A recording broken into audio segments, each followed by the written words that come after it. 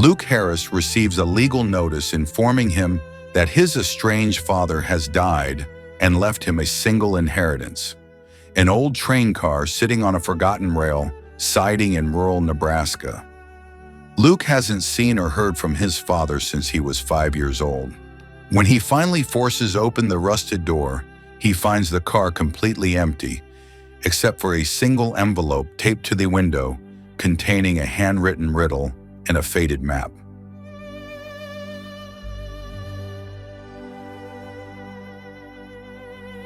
Some people spend their whole lives running from the past. Others learn that the past has a way of waiting for them, patient and quiet, until the moment they are ready to face it. Luke Harris had built a good life in a small town outside Milwaukee. He worked as a carpenter, shaping wood into furniture, repairing what was broken, making things whole again. His hands were calloused and steady. His days were simple. But there was something missing, a space inside him that he had learned to work around, the way a river learns to flow around a stone. His father had left when Luke was 5 years old. One morning there had been a man at the breakfast table, and the next morning there had been silence. His mother never explained why. She raised Luke alone, working double shifts, loving him fiercely. Luke grew up believing that some wounds simply never heal. Then one autumn afternoon, a letter arrived. It was a legal notice informing Luke that he had inherited a single asset from a man named Richard Harris, his father. The document stated that Richard had passed away and left behind an old passenger train car sitting on a forgotten rail siding in rural Nebraska. There was no money, no property, just a rusted piece of history in the middle of nowhere. Luke almost threw the letter away. He stood at the kitchen counter for a long time, feeling something stir inside him that he could not name. It was not love. It was not hope. It was just an itch, a question that had lived inside him for 40 years. A week later, Luke drove west. The train car stood alone in a field of tall grass, surrounded by silence and sky. It was old and weathered, paint peeling, windows clouded with age. Luke forced open the heavy door, expecting to find forgotten furniture or worthless junk. Instead, he found the car completely empty, nothing at all except for a single envelope taped to the window. Inside was a handwritten note and a faded map. The note contained a riddle, the kind a father might write for a child on a birthday scavenger hunt. The map showed a location 200 miles away, circled in red ink. Luke should have walked away, but something about the handwriting made him pause. It was careful, deliberate, as if the person who wrote it had taken a very long time to choose each word. Against his better judgment, Luke followed the clue.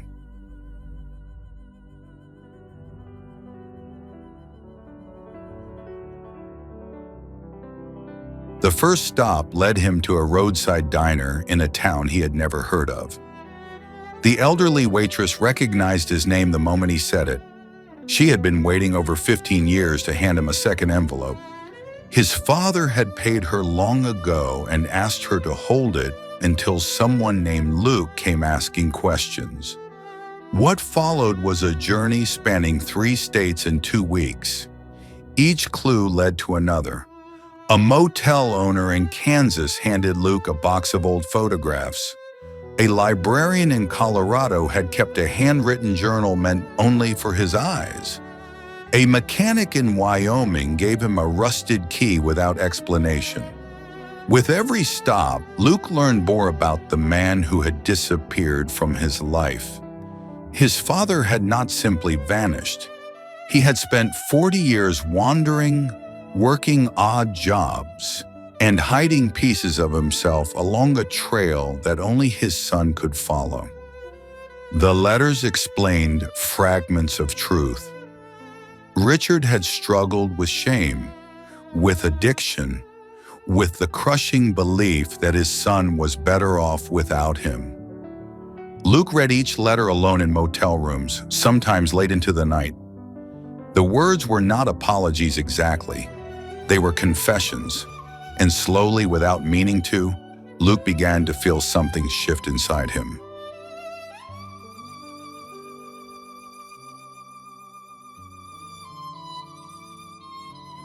The final clue led to a small cabin in the mountains of Montana.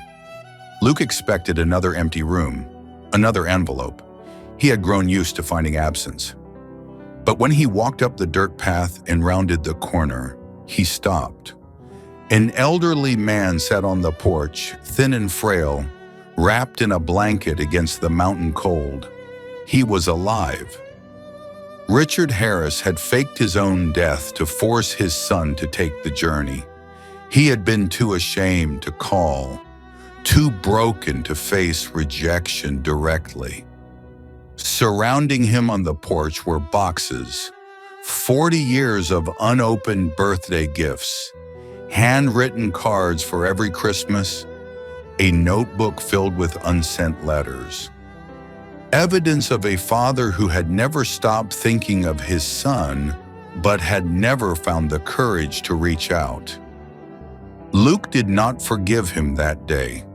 Forgiveness is not a single moment. It is a slow unfolding. But he stayed for dinner, and then for breakfast. He listened to the old man talk about regret and fear, about the weight of mistakes that compound over years. He did not say much in return, but he stayed.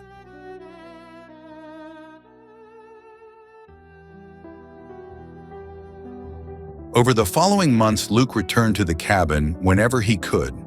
The two men rebuilt something fragile and new. And when Richard passed away the following spring, Luke was there beside him.